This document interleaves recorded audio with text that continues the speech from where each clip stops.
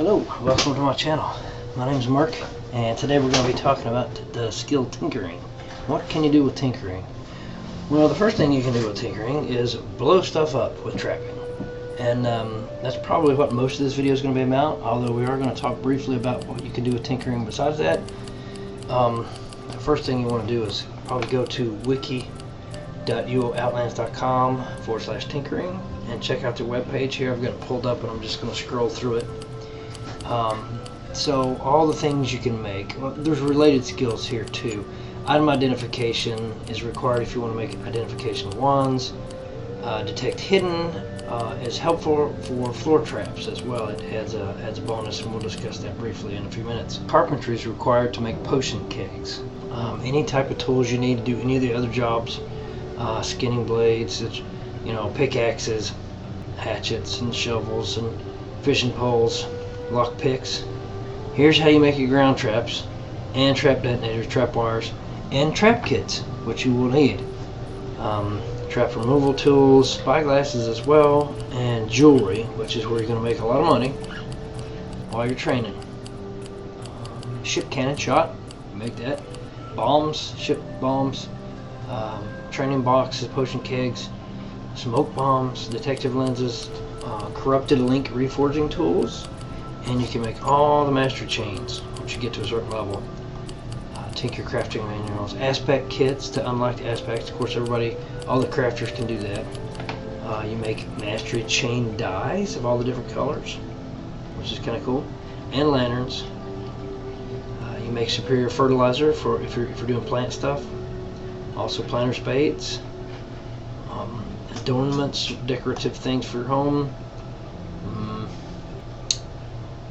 I mentioned trap kit already. Oh yeah, and you can make training dummies and pickpocket dips for training whatever fighting skill you have, or for doing your pickpockets snooping skill. And even there's time dungeon items you can make. If you're going to train, first thing you do is you buy it from an NPC up to 50. Then you want to make lanterns up to about 75. From 75 up, you can start making citrine beads to begin with, and then as you progress on upward, you move up, and you can sell these to the jeweler and make money, make bank. Now, you can use tinkering to make ground traps or container traps. Container traps usually just work in PvP. Ground traps are what we're going to be concentrating on mostly, because that's your gadgeteer, that's your trapper. That's what you use whenever you're treasure hunting, all the things. So, if you're going to use traps, you also have to have detect hidden at least 80 to use tinker traps. Anything above that will reduce your cooldowns, which is useful. To use traps, you have to have 80 tinkering skill or higher and 80 detect hidden skill or higher. You can place a trap by double-clicking the trap in your backpack. It takes a few seconds, usually 3 seconds to place, and you can't do anything during that time. You're kind of stuck there.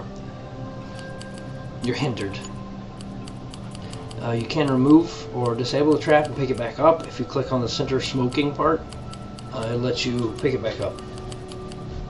They will remain for 5 minutes unless they're detonated, and then they'll go away. You can only have one of these on the ground at a time.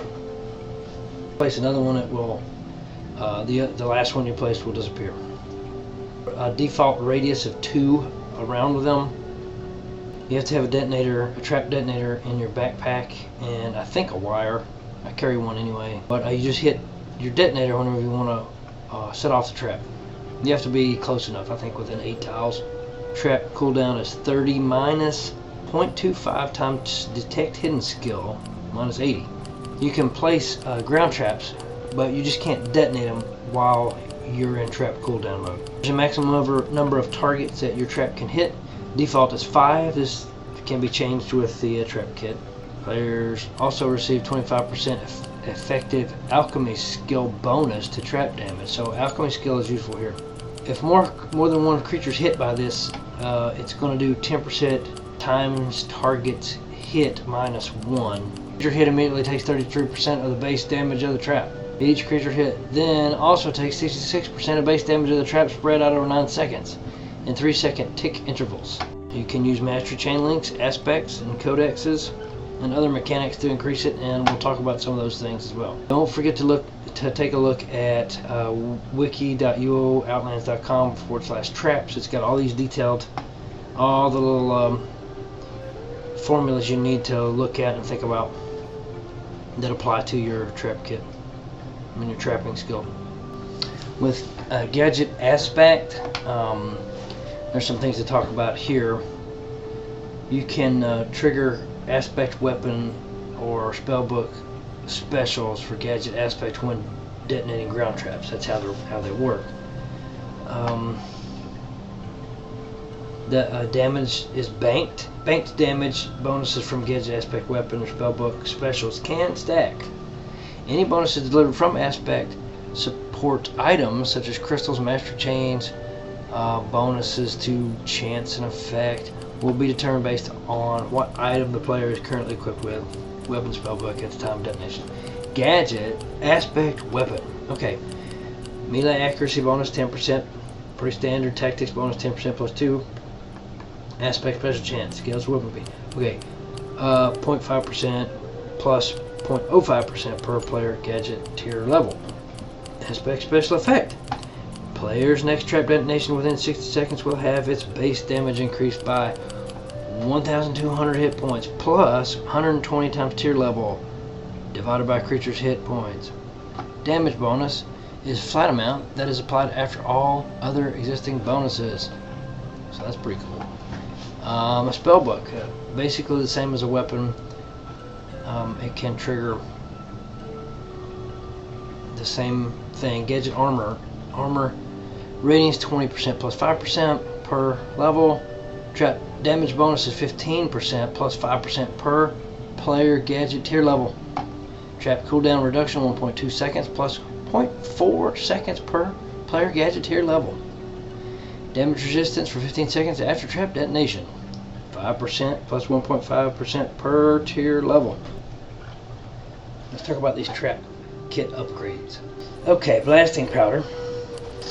Points of these are all the same, 1, 2, and 3 points. Blasting powder reduces the 10% damage penalty for hitting more than one target down to 7, 4, or 0% per additional target hit. So if you're always planning on hitting a bunch of targets, like say your treasure map, and you're always going to hit a whole group of targets, you might want that. That'll increase the damage multiple creatures get. Breaching charge increases damage by 5, 10, and 15%, and each creature hit will take an additional 5, 10, 15% damage from any future traps detonated by player within the next 45 seconds. Flash dust increases damage by 6, 12, and 18%, and each target hit will be hindered for 1, 2 to 3 seconds. Groundwork increased damage by 8, 16, and 24%, but increases time needed to place a trap by 0.5, 1, and 1.5 seconds. Kill switch. Detonated trap has a 7, 14, or 21% chance for a player to incur no trap cooldown. Nail canister increases damage by 5, 10, and 15%, and hits will ignore 15, 30, and 45% of target's armor. Razor glass increases damage by 8, 16, and 24%, but delayed damage will be resolved after an additional 1, 2 to 3 seconds. Trigger happy increased damage by 5, 10, and 15%, and reduces the time needed to place the traps by 0.5, 1, and 1.5 seconds. So it appears to me that the ideal skill combination here is tinkering, alchemy, and detect hidden. Chain links that do trap damage increase, bronze, silver, and gold, and after you fill that up, the 10 that you have for that, you can start looking at special rare loot chance, percentage drops, things like that. Okay guys, the bottom line is this: if you want to do trapping, you gotta have tinkering, you gotta have alchemy. You don't have to, but it helps. You gotta have detect hidden if you want to use your trap kit. So just get out there, get those skills up, and practice it, because if you never practice it, you won't ever feel comfortable doing it.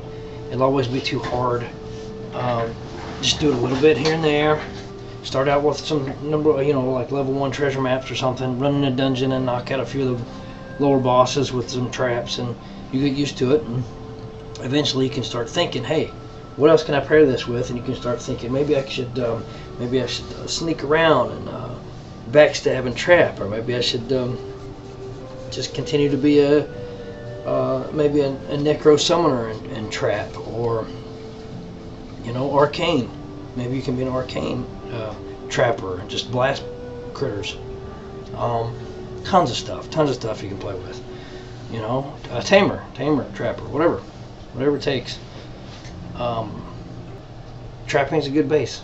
So look at it, play with it, see what you got. If you got any comments, any interesting things you've done with trapping, let me know, and maybe I can update the video sometime.